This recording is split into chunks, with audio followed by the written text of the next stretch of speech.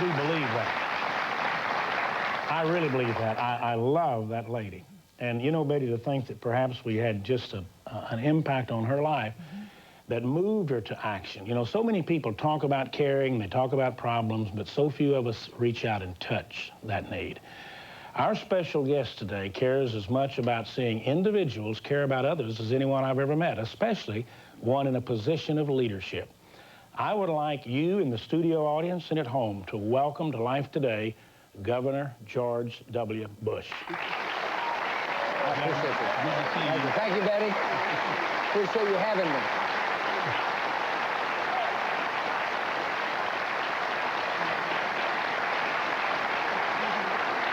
That's it. I'm so honored that you're here. What did you think about that young lady's statements there? Well, I thought she was right, because for too often people have looked to government to solve individual problems. And I've come to realize, James and Betty, that government can help. You see, we can write a check, but what government can't do is put hope in anybody's heart. Government can't do that. It's been the false hope of government. So one of my jobs as the governor of Texas is to rally what I call the little armies of compassion, which exist all across Texas, and remind people that there is a limited role for government. But if we're really concerned about the future of our state, and if we want neighbors to love neighbors like they'd like to be loved themselves, then people of faith and decency must stand up and say, I want to be a part of helping to heal the state. I want to help my neighbor in need. One of my concerns about our future is not so much the economy. I believe we're going to have a great economy. I believe the 21st century is going to be unbelievably exciting. It's going to be a fantastic opportunity. The question I think we must ask as a society is, will anybody be left behind? Will anybody feel like the future of this great state doesn't belong to them? And one of my jobs is to try to figure out what we can do as a government and as a society to make sure people feel a part of the future. Because we're only as strong as all of us feel, as far as I'm concerned. And so I think the message was powerful, and it's right. And it's right. So often we look to Washington to solve the problems. We think it can be solved materially or with money, but it has to involve the individual, and like she said, that real compassion that somehow goes into effect through action. Absolutely. And I think too many people have got the focus on themselves. They're out for themselves, and somehow that's got to change. Do you think government and leaders in government have any responsibility in trying to help refocus people's attention off themselves? I mean, it was Kennedy said, ask not what your nation or your country can do for you, but what you can do for your country. That's still a tremendous quote. Absolutely. I think one of my roles is to remind people that government can help. I mean, we can write a welfare recipient a temporary check to help him or her get on their feet. But what we can't do is hold out the false hope that a check is going to solve someone's problems. And I'm giving a speech to the national home builders right after this show. And I'm going to remind people, one of my hopes is to usher in what I call the responsibility era, an era in which each and every Texan understands they're responsible for their own decisions they make in life. I mean, if you father a child, you're responsible for that child. Don't be looking to government to be taking over care for that child. But the responsibility era also means that each of us are responsible for loving our neighbor like we'd like to be loved ourselves. Responsibility is a two-way street. And, you know, for people who've been given a lot, we have something we must give in return, which is an admonition that is biblical in nature, but it's got universal application in our society today. Don't you think one of the best ways for people to feel responsibility and want to accept that responsibility is by getting in there and, so to speak, getting their hands a little dirty and getting active? Absolutely. To me, there's nothing any more fulfilling than to reaching out and seeing someone's life change for the better because you were able to make that difference. You bet. I'm going to tell you something. I wish you could see what I've seen as the governor of this state. I'll give you one quick anecdote. I was given a speech in a little bitty town outside of San Antonio, talking about how each of us need to be part of that army of compassion, that one person can't do it all, but one person can be someone doing that one thing that may make a difference in helping somebody's lives. And a fellow walked up to me, and I said in the middle of this speech, I'd been to San Marcos, I said, I was standing next to a young county commissioner, and he pointed out his mother who was holding a child. I said, oh, that's interesting, your mother holding her grandchild. And she said, no, that's my mother and dad's 70th foster child. And so I was giving this story in Floresville, and the fire chief walked up to me after the speech and said, Governor, I got to tell you, I was moved by the story about the people in San Marcos. My wife and I have had over 300 foster children in our day. The little small acts of compassion that in the whole scheme of things may seem like just one little incident, but in fact add up to make a huge difference in the person's lives with whom they've interfaced. And I believe that's the calling for the future. I believe, to me, that's the welfare system of the future for this country. You know, de Tocqueville came to America years ago, and what he was most impressed by was the little moments of civility and interface with neighbor helping neighbor. And we got away from that. We got away from it for a couple of reasons. We got away from it because people trusted government. And I think another reason we got away from it is because we had a spiritual lapse. Because the truth of the matter is, if people listen to the Bible, they hear the call to love your neighbor like you'd like to be loved yourself. You're listening to you talk about those families taking those children just about starts me crying, because we've got little children all over the world we're taking care of because people who watch us have said, I can at least hold a child, like the lady you saw a moment ago. But I also get teared up inside because a lady read an ad in a newspaper in Houston, and it said, I can't care for a little baby. A 41-year-old woman who'd been raped gave birth to me. I was that baby. And a compassionate pastor's wife read that ad and came and got me and gave me a home. Now, a moment ago, I showed you all these little grandchildren.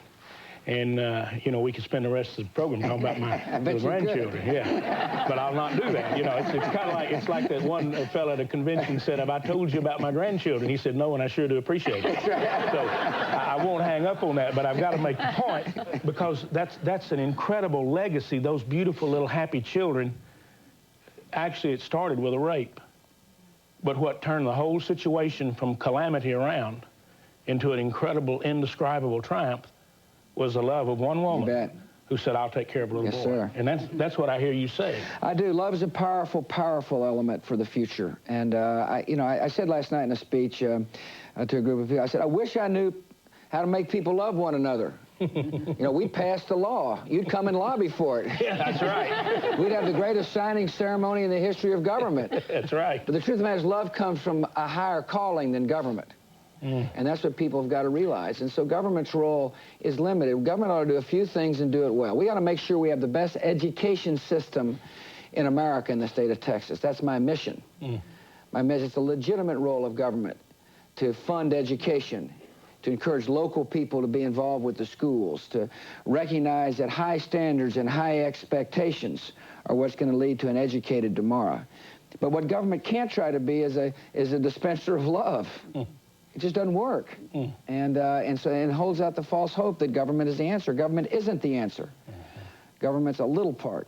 But the answer lies in the hearts and souls of decent Texans. That's why I'm so enthusiastic and optimistic about the future of our state, because ours is a state full of decent and loving and caring people. And acts of compassion happen every single day.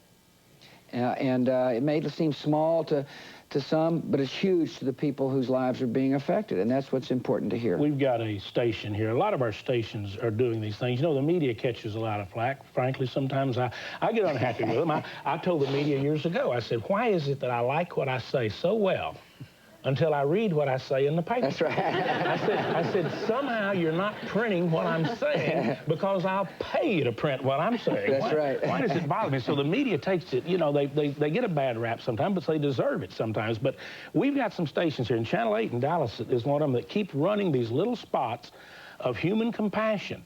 They showed a lady today that was just taking children in a school down to an area of great need, and all these little 7th graders helping needy families. I saw that on TV. Didn't that encourage you? It made me feel great. Yeah, and so I appreciate channels doing that. We see such bad news that when they put out the good examples, man, it just lifts your spirits. You bet. And I feel, like you said, there are a lot of people who are doing that. Yeah, there's some really interesting things. I don't know if Texans understand this, but we turned over a prison to a Christian ministry. Right. That took courage to do that, by the way. Well, actually, it took, well, I don't know about courage. It was logical. It was pure logic. I'll tell you why it's logical. One shouldn't worry about the vehicle to reduce recidivism. One just worries whether or not the program's effective. That's what I worry about. I say, are the programs we have in the prisons effective? They're not very effective these days. And so why don't we try something different, I said. Why don't we try to convert someone's heart first and foremost, then teach them to be a welder. And the program's working. Chuck Colson heads that up. It is. And I'm glad they're in there. I am. No, you should be. And if it works, we ought to. I'm for it. I'll stand with that. You know, if we can get you see this fellow with the white hair right out here, Governor? Can we get a picture, a camera on Charlie Sharp? This man... I thought you were going to be pointing me for a minute. He owns Ozark National Insurance Company. Oh, great. He's a wealthy man. But you know what he's doing up in Missouri? He is building a community for troubled teenagers. He calls it Heartland. Charlie, how many are in there now? How many kids are in there right now? Over 100 children. And these kids, I'm telling you what, he's brought in the best, most compassionate teachers. They've got their own school. I've never seen such happy kids in my life. And these were kids that basically people are giving up on. So isn't that an example? There's a businessman that said, hey, this is something I can do. I've been blessed. This is what needs to happen. Thank you. Yeah, don't y'all think that's a good idea, what he's doing? Thank you, Charlie. That's great. Let's talk family. Yes, sir. Family's so important. It's what it's all about. Yeah, and you love your whole family, not just wife and daughters, but your whole family. Faith and family. We're close. We're close. How do you explain that? I mean, why is it when so many families seem fractured and, you know, they don't want to be together, you guys all seem to want to be together? I explain it because of the unconditional love of a mother and father.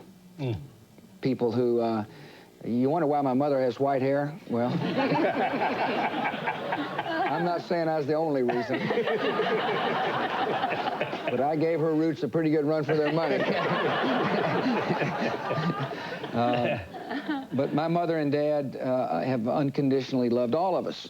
And there's never any question in my mind about their unconditional love. And I think that's why. I've often thought about how lucky a man I am to have been raised in a family as strong and as powerful as ours is. And, you know, when my dad was president, it helped to have a strong family. It helped to have that White House, which is like a museum full of love.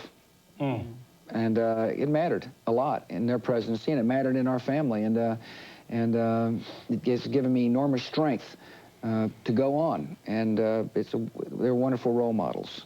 Being family-oriented and loving your family so much like you do, how difficult, or is it difficult, to find that family time with the position you are in as governor? Well, incredibly enough, it's a lot easier to find time to be quality time with your family as governor than it was as a baseball man. Because I can control how long my speeches go on for, but I can't control how long a baseball game went on for. So I would sit there for inning after inning, and my little girls would be in bed, but I can give a speech and get home. And we live 45 seconds away from the Capitol, and I spend a lot of time there. Now, whether or not our 17-year-old twins want to spend time with me is another question. But it's interesting that you asked that question. It seems much easier to spend quality time with family now than it was in other incarnations and other jobs that I might have had, which is a blessing. In the final moments of our conversation today, and the governor's going to be with us again tomorrow, and tomorrow I'm going to ask him the question that a lot of people want to ask, and they say, we just wish you'd answered sometime, and that is, what about a run for the presidency? So we're going to talk about that tomorrow. Yes, sir. I'll decide whether I come back tonight. Yeah, we'll give you a little bit of time to think about it. But if people at home who really do care about the country, and they do care about our future and what they leave behind, how can they best help someone like you? You know, you've asked me to get people to pray for you as a man. I did. And for great people, not, quote, political activists, just great Americans, just people that love God and love one another, to pray for you. And I remember a young pastor, David Walker, down in San Antonio. He said, yes, sir. Governor, could I just come up and put my hands on your shoulders and pray for you? And John Maxwell, a great leadership seminar spokesman that's impacted corporations and millions of people. He said, how could we pray for you and your family? And that really moved you. So how and what can we do as viewers of this program, as Americans, that would affect you? Because I could tell the interest of those men in you touched your heart. So what would you say to the American people? How could we bless you? You know, oftentimes people say, Governor, do something for us. That's right. How could we help you? Well, first, I think people need to pray for the nation as a whole. I think we need to, and I think the prayer ought to be for the long run, and the prayer ought to be to enter in the hearts of fellow Americans to help their neighbor. I think that ought to be a universal prayer. I think it ought to be the prayer of the 21st century to remind us how blessed we are, but to remember to help others. As far as I'm concerned, I can't tell you what an honor it is to walk around a state like Texas and for people walk up and say, Governor, I'm praying for you. It matters a lot to me. It's a powerful statement of faith. It's a reminder to me that I'm not it. I'm just a part of a larger scheme. I do believe God has a calling for people. I believe much of what goes on in my life is beyond my control. And I ask for guidance and prayer personally as well. And so when you ask what people can do, they can pray for me, they can pray for my little girls, they can pray for my wife, they can pray for our family. Let's do that. Let's do that together even now for this leader and all of them. Father, we ask you to bless our leaders, to direct our leaders, to redirect when necessary our leaders, to correct our leaders, to comfort them, to protect them and their families. God, we ask you to not only fill their hearts with love, but let them feel love from our heart toward them. Let us, dear God, join together in prayer that we will stop the politics of personal destruction. Regardless of how wrong others may be, it is not our assigned responsibility to do everything within our power to destroy them. I pray that this leader, our Governor Bush, will be one who never looks for the opportunity to strike out at someone, but rather to make a mark for good and a mark for right. Bless him and his family and protect him in Jesus' name. Governor, you said something that I want to move to a request to all of our viewers to help others, because we help feed a lot of people and care for them and deliver relief. But you said something about just love your neighbor. President Reagan told me years ago, talking like this in private and then in public where we spoke together, he said, you know, we've got thousands of laws, and I mean, there are too many to name. He said, wouldn't it be nice if we could just sort of get back to 10 and just keep those for a while? Well, Jesus actually reduced them all to 2. And you definitely referred basically to both of them a moment ago. Jesus said, you want to know all this, all that's so important? Love God with all your heart. That's right. And love your neighbor as yourself. Wouldn't that be a great place to start, folks? Let's do that. You can do that.